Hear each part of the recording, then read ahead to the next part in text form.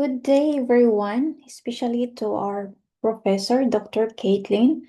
Today, I will be presenting a topic that lies at the core of quality education, all about the school funding.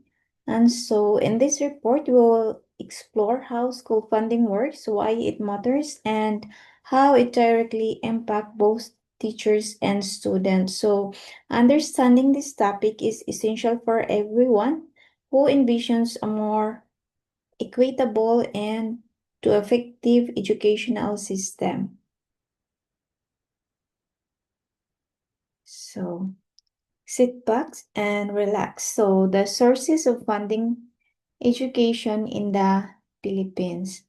So education in the Philippines is financed through a combination of public and private funds. The government is the primary source of funding for education, but private individuals, organizations, and institutions also contribute to the financing of education. So the General Appropriations Act, or GAA, is the annual budget law that specifies the allocation of funds for different government agencies, including the Department of Education and the Commission on Higher Education. The GAA is the primary source of funding for education in the Philippines. So this includes funding for the implementation of the K-12 program, the hiring of additional teachers, the purchase of for instructional materials, and the construction and repair of school buildings and facilities. So that Deped is coordinating with DBM to secure additional funding for K programs. Despite receiving 1.55 trillion, which is the largest share in the 2025 national budget, Secretary Sonny Angara emphasizes interagency collaboration to address funding gaps, especially for initiatives like the Deped computerization program. Next, the Special Education Fund, or ECF. So a local school board is a special body created by virtue of Republic Act number 7160 or the Local Government Code of 1991. What is the main duty of the SAF? It is to meet the supplementary needs of the local public school system.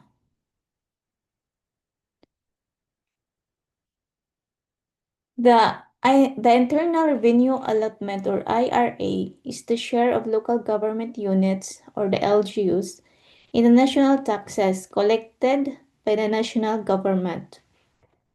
A portion of the IRA is mandated to be allocated for education purposes, specifically for the construction, repair, and maintenance of school buildings and facilities.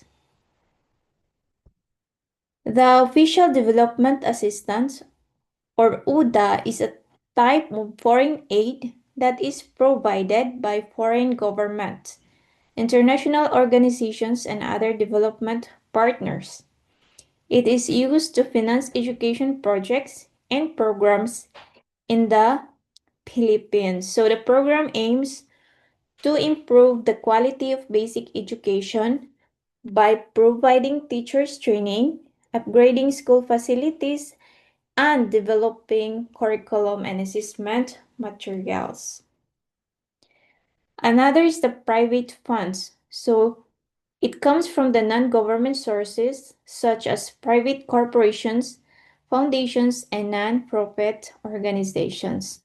So these funds may be used to support various education initiatives such as scholarships, research grants, and infrastructure development.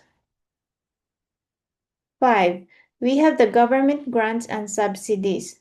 These are funds provided by the national government to support a specific education program or initiatives such as the K-12 program and the Universal Access to Quality Tertiary Education Act. So the subsidy covers tuition and other miscellaneous fees of students enrolled in state universities and college, as well as the maintenance and operating expenses of the institutions. So I have here a short video clip about the tertiary education program or the TES.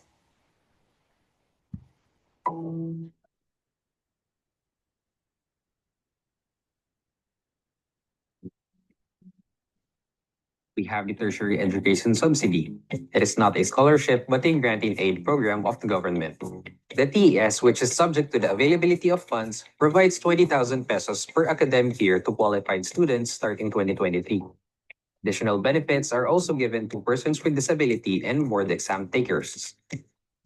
Pursuant to the findings and recommendations of the Second Congressional Commission on Education, the Unifast Board, through Unifast Board Resolution Number 2024-019, dated July 18, 2024, has approved the prioritization scheme for new tertiary education subsidy applicants for academic year 2024 to 2025 onwards in the following order.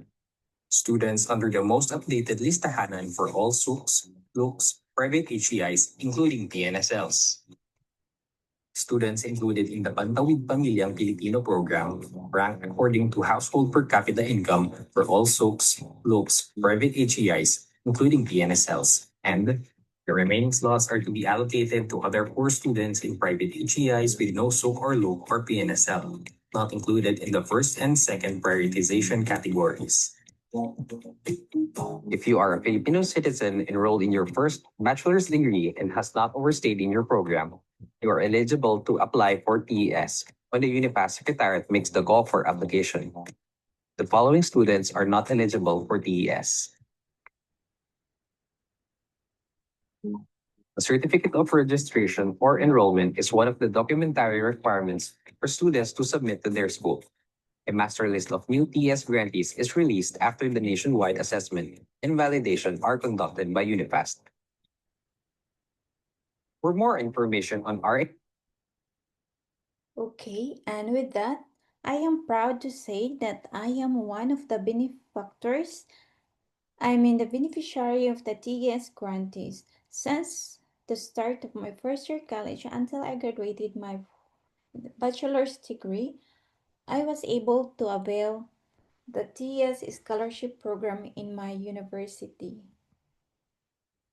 And let's move on to the General Appropriations Act or the General Appropriations Annual, which refers to the annual budget that the government allocates for the operation of its various agencies, including the Department of Education. This budget covers the expenses for personnel services, maintenance, and other operating expenses, or the MOOE, capital outlays, and other programs or projects that are related to education.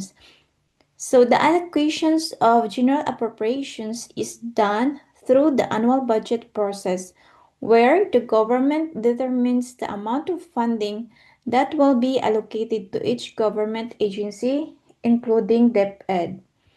The budget allocation is based on the priority programs and projects of the government, as well as the needs and requirements of the agency.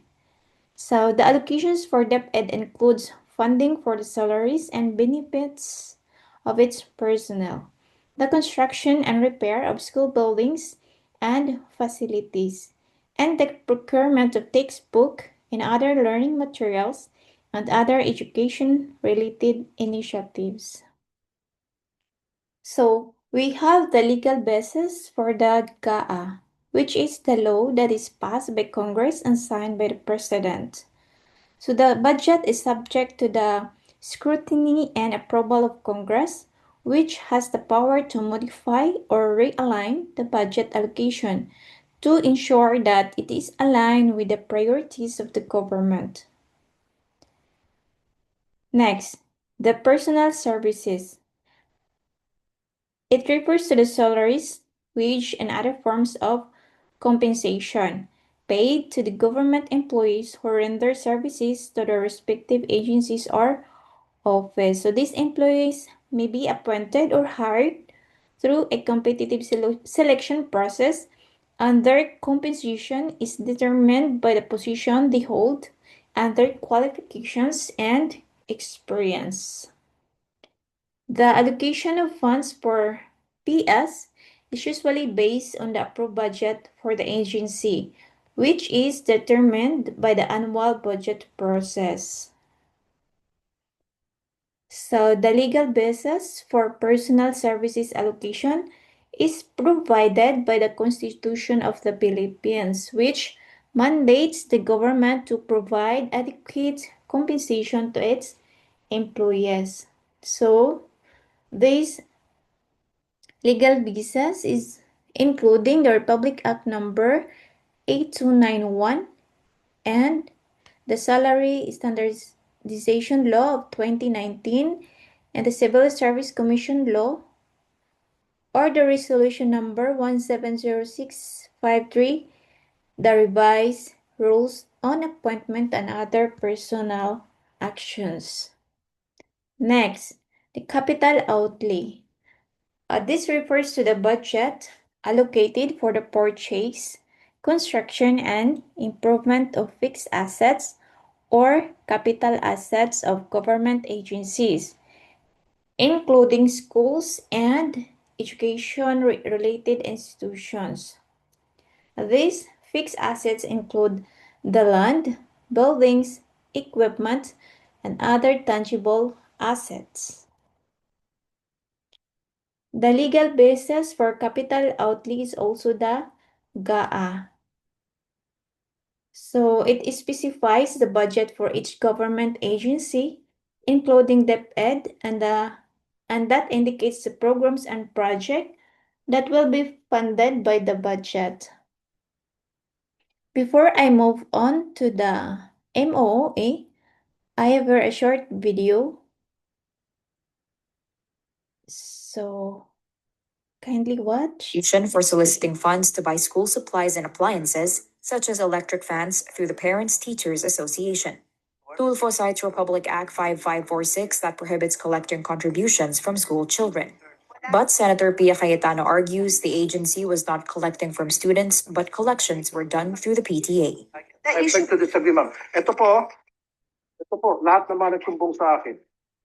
Sir, the These issue, are the I don't. These are the list of parents na nagsumbong sa akin. Senate Minority Leader Coco Pimentel says, in principle, the schools were collecting from students through their parents.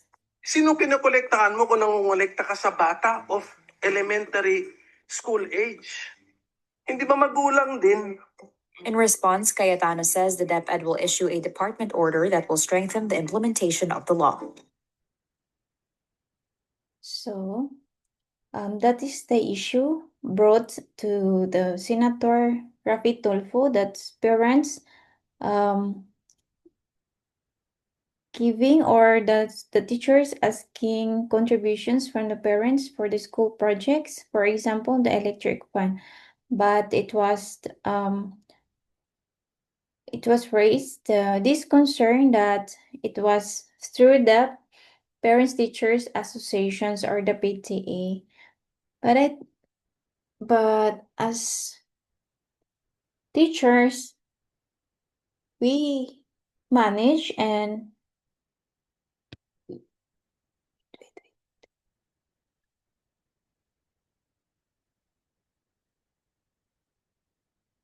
so as teachers, we managed how to resolve in this kind of situation in our school. So let's move on to the maintenance and other operating expenses or the MOE. Here is the Deped Order number 008 series of 2019, the revised implementing guidelines on the direct release, use, monitoring, and reporting of maintenance and other operating expenses, the allocations of schools, including other funds managed by schools.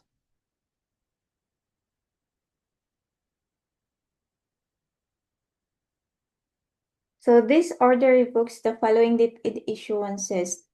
The Deped Order number 9, series of 2018, implementing guidelines on the release and utilization of maintenance and other operating expenses allocations of senior high schools, And also Deped Order Number 13, Series 2016, the implementing guidelines on the direct release and use of maintenance and other operating expenses, allocations of schools, including funds managed by schools.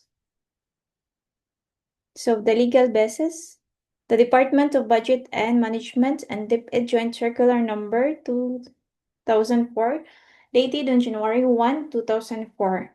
The guidelines on the direct release of funds to Deped regional offices and implementing units.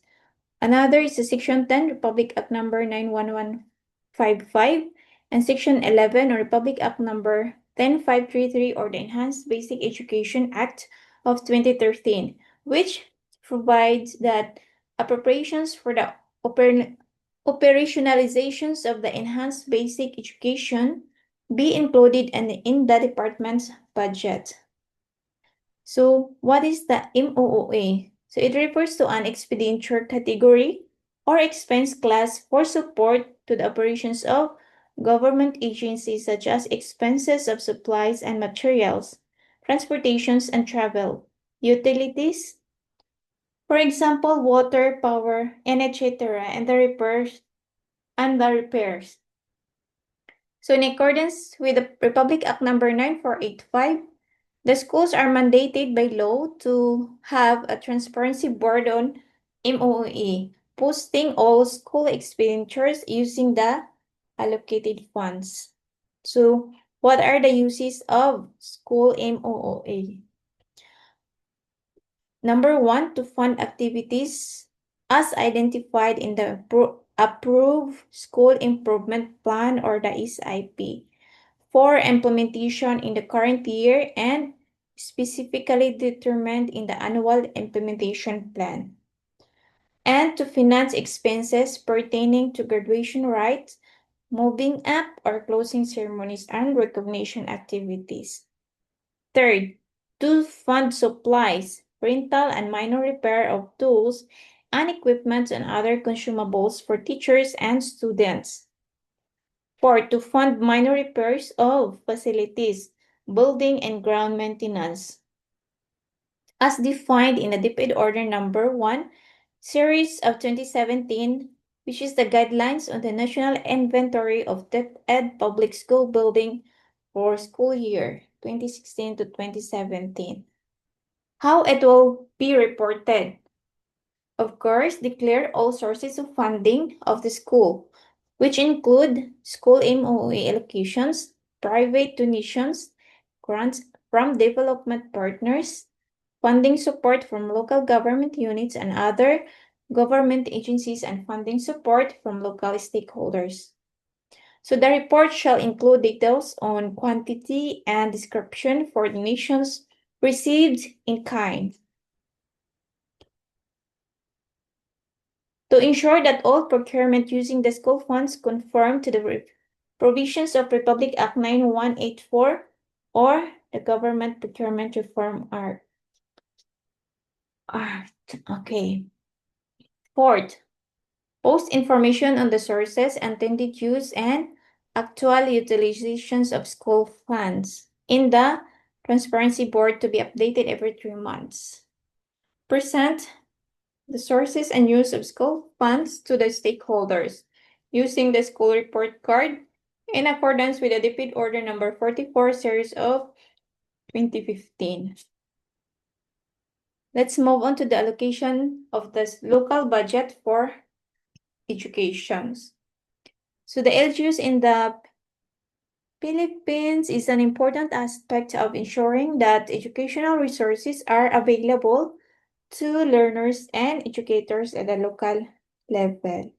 We have this joint circular number 1 series of 2017 mandated that all governors, city mayors, PSDS, school heads, members of the local boards, and other national and local government officials concerned. It is about the revised guidelines on the use of the Special Education Fund or the ACF. So the legal basis under Republic Act Number 7160 or the Local Government Code of 1991. So additional 1% of tax on real property collected in the province is shared equally by the province and the municipality within its territorial jurisdiction. On the other hand, cities keep all of their collections. So the proceeds from this spatial should be to the SAF and are automatically released to the LSP. So the ACF provides all the source of funds for the supplementary annual budgetary needs for the operations and maintenance of public schools within the province. Section 272 provides that the ECF shall be allocated to the following. Number 1, operations and maintenance of public schools, construction and repair of school buildings, facilities and equipment, educational research, for the purchase of books and periodicals, lastly, for the sports development. So in Section 7 of Republic Act number 10410, known as the Early Years Act of 2013, provides that LGUs shall include allocations from their ECF to the ECCD program, which direct services related to the implementation of the ECCD program, such as salaries, allowances of locally hired child development teachers or daycare workers, so organizations and support of parents, cooperatives to establish community-based ECCD programs. Another, provisions of counterpart fund for the continuing professional development of ECCD public service providers, and payment of expenses pertaining to the operations of National Child Development Centers, including but not limited to utilities, for example, the electricity and water expenses and communications, for example, the telephones. So the funding for the implementation of the National Feeding Program for undernourished children in public daycare, kindergarten, and elementary schools, particularly for the following purposes. So under sa Special Education Fund is the Supplemental Feeding Program for daycare children, School-Based Feeding Program, Milk Feeding Program, Micronutrient Supplements. Another is the health examination, vaccination and deworming, gulayan sa paaralan, water, sanitation and hygiene, and integrated nutrition education, behavioral transformation and social mobilizations. Next, the grants and loan. So international organizations and donor agencies provide support to education programs in grants and loans. We have the World Bank, the Asian Development Bank, the United Nations Development Program, and United States Agency for International Development, or USAID. So the funds provided through grants and loans are used to support a range of education initiatives, such as the expansions of access to basic education, the improvement of quality education, and development of technical vocational education and training programs. So a grant is a form of financial assistance that is given to without the expectations of repayment. While the allocation of grants is usually based on specific criteria or objectives, such as supporting the development of particular sector, addressing a specific problem, or promoting a particular policy. So as we all know, a loan is a form of financial assistance that is provided to a recipient, then expectations of repayment, usually with interest. So the allocation of loan is usually based on the credit worthiness of the borrower, their ability to repay the loan, and the purchase of the loan.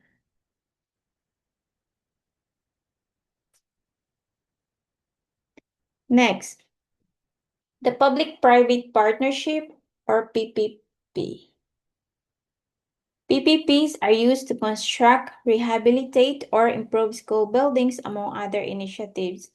So private sector partners provide funding and expertise in exchange for certain benefits such as tax incentives or a share in the profits generated by the project.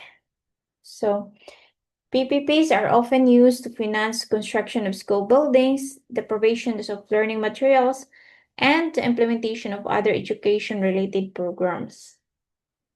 We have here the legal basis for the PPP. The Republic Act number 6957 and Republic Act number 7718. So it allows for the participation of private sectors in the financing construction and operation of infrastructure project, including those related to education. So I have here a photo of Mayor Vico Soto. He allocated, or the Pasig City allocated 1.3 billion pesos for the tablets of every public school student, laptops of teachers, and the ICT or information and communication technology needs of students of the city. So sana all Mayor Vico Soto supportive. And recently he also have the program on laboring masters at doctorate for the teachers in Pasig City. Wow, sana also. Next, private funding.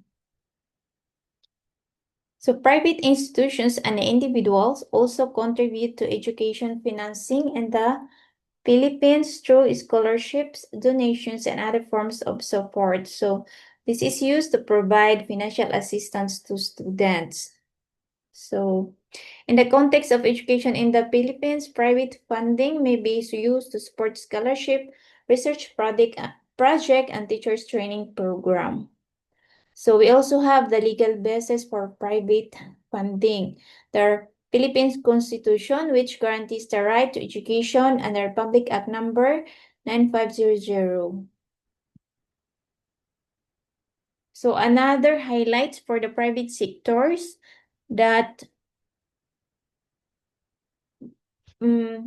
step up. So I found it in the Cebu City. 100 remote schools in Cebu receive laptops, connectivity, and Deped ICT through Academy partnership. So they receive a donation of 100 tablets and 3 satellite internet kits for 8 remote public high schools in Cebu under the PIT Forward initiative. So this effort aims to boost digital access and equity for undeserved learners. The project also includes free digital skills training for teachers. So recently, 3 days ago, President Marcos speech about the SONA 2025 or the State of the Nation Address 2025. So I wanted to play his speech that focuses on education, his projects, and budgets. Na laptop na laan para sa bawat guro sa public school.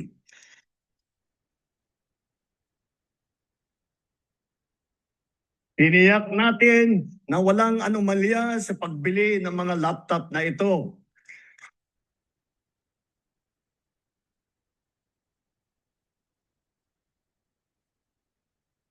Nakahanda na ang mga high-tech at digital na mga materyales, mga smart TV, libreng wifi at libreng load sa bayanihan SIM card.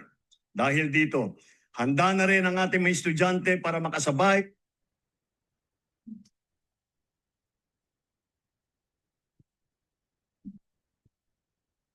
Oh, sorry.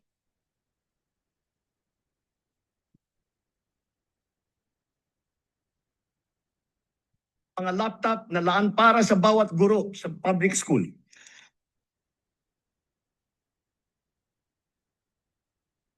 Tiniyak natin na walang anomalya sa pagbili ng mga laptop na ito.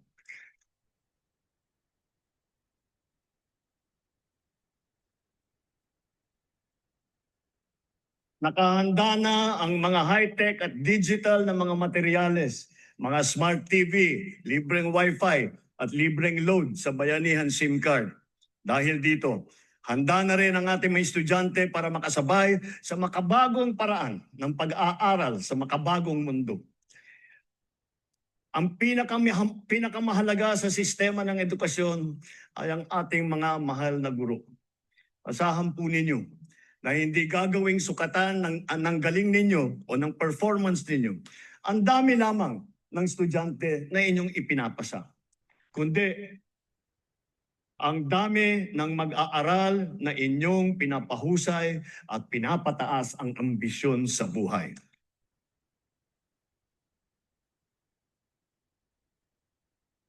Hindi tayo tumitigil maghanap ng mga paraan upang pag-aanin kahit paano ang inyong pasanin sa araw-araw. Nagdagdag tayo ng 60,000 teaching item at nakapagbigay pa ng trabaho para sa ating mga lisensyadong guro. Tinanggal na natin ang halos 100 dokumentong kailangan ninyong atupagin noon na wala namang kinalaman sa inyong pagturo. Gagawin na rin nating digital ang mga natitira pang papel na kailangan ninyong asikasuhin. Para pwede na ninyong itong gawin online, diretso na mula sa mga bago ninyong laptop.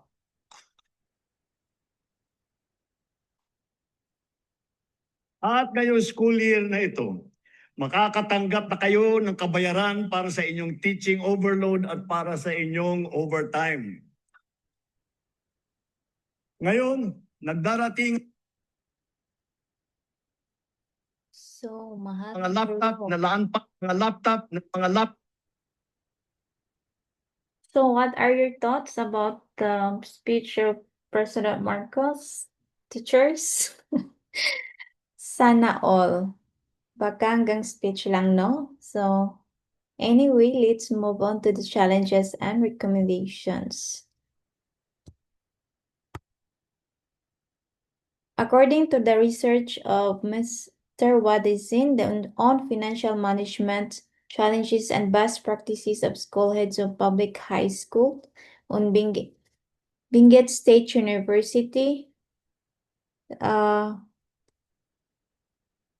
the challenges of the school heads have about included the budgetary planning and financial limited. So there are challenges that encountered in relation to financial management is the scarcity of financial resources. So school heads struggle how to allocate scarce financial resources due to the growing demand of quality educations. So they become victims of multiple financial decisions, which demand them effective personal management with proper remunerations, establishing incentives for teaching staff, hiring of teaching and administrative staff, supervising and evaluating teachers. So, what are the challenges in getting funded in Deped in public schools? Number one is the insufficient budget allocations. Second, delayed release of funds. Third, inequitable distribution of funds. Fourth, limited access to grants and loans. And limited local government support for ECF. So, what are the recommendations? Based on the research by Mr. Rimazen, to address the lack of funds or its delay, school heads may be empowered to take proactive measures in the school level, taking into consideration the relevant guidelines, rules, and laws on such matter. It is recommended that strong and sustainable partnership be pursued with the school community. And the Department of Education may also consider creating a system of support for schools with delayed funds to help ensure their financial position. So assigning bookkeepers to all schools may also help address the challenges faced by the school heads.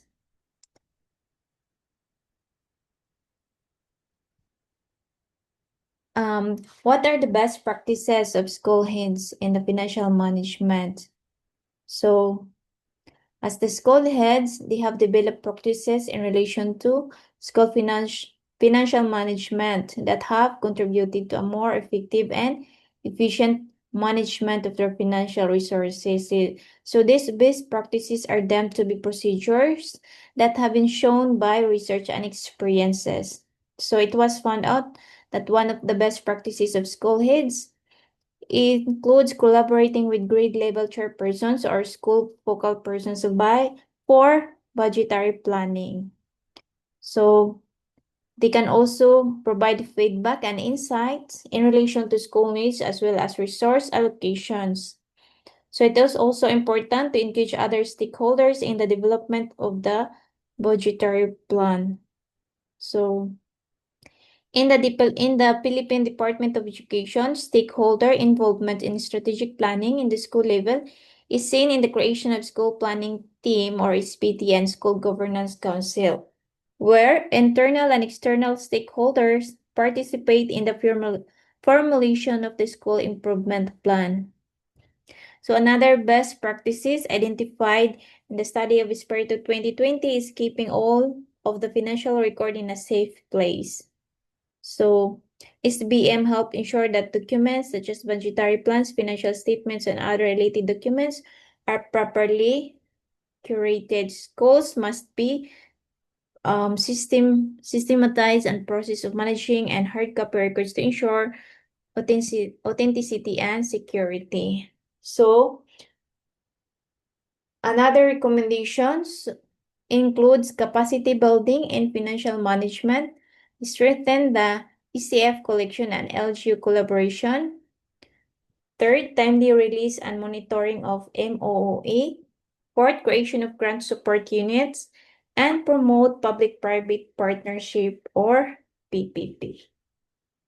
So, finally, the conclusion of this topic, public education funding through MOOE, SEF, and grants and loans remains a cornerstone of public school operations.